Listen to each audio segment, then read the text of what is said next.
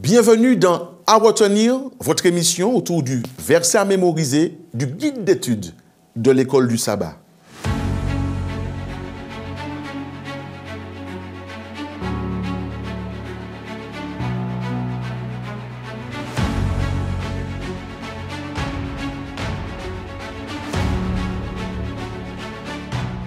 Le verset à mémoriser de cette semaine se trouve dans l'évangile de Jean, le chapitre 3, le verset 14. Jésus leur dit, « Et comme Moïse éleva le serpent dans le désert, il faut de même que le Fils de l'homme soit élevé. »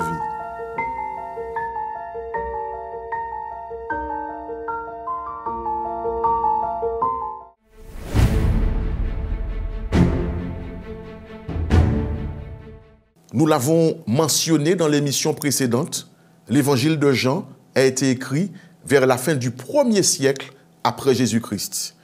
Nous l'avons dit également que dans son évangile, on réalise que Jean a à cœur de montrer que Jésus est Dieu. Vous vous en rappelez? D'ailleurs, le verset de cette semaine le confirme, parce que sous l'inspiration, Jean rapporte ces paroles prononcées par Jésus lors de son entretien avec Nicodème. Il rappelle à ses contemporains que Moïse, personnage central pour les Juifs, avait lui-même placé sa foi dans le sacrifice de Jésus, Dieu, réconciliant le monde avec lui-même. Et donc, le véritable sens de l'analogie est qu'il y a une nécessité impérieuse de placer sa foi dans le Fils de l'homme.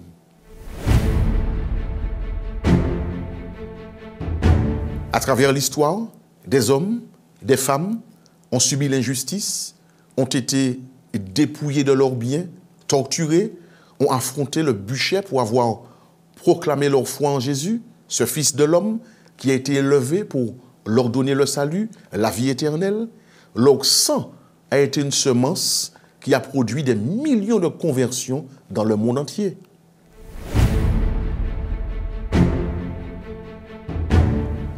Dans le désert, les arts de la foi apportaient la guérison. De même, la foi dans le sacrifice infini du calvaire apporte la guérison du salaire du péché. Lors de son dernier jour d'enseignement dans le temple, Jésus avait déclaré « Si je suis élevé de la terre, j'attirerai tous les hommes à moi. » Chez Jean, l'expression « élevé » fait toujours référence à la crucifixion. Nicodème, en voyant Jésus pendu sur la croix, a dû se souvenir très clairement de Moïse élevant le serpent dans le désert et des paroles de Jésus concernant son élévation. Par conséquent, cet événement qui anéantit les espérances des disciples convainquit Nicodème de la divinité du Fils de Dieu. Aujourd'hui encore, ce sacrifice à la croix, ce sang versé, peut nous purifier de nos péchés.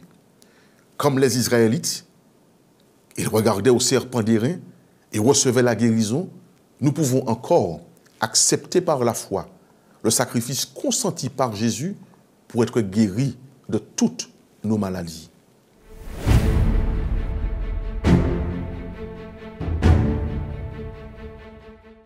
Ne pouvons-nous pas cette semaine prendre le temps de reconsidérer le sacrifice de Jésus, ses souffrances, son ignominie, sa mort sur la croix?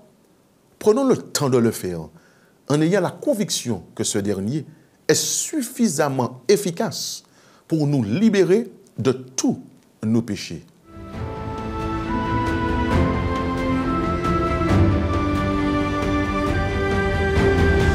Voilà pour notre réflexion autour du verset à mémoriser.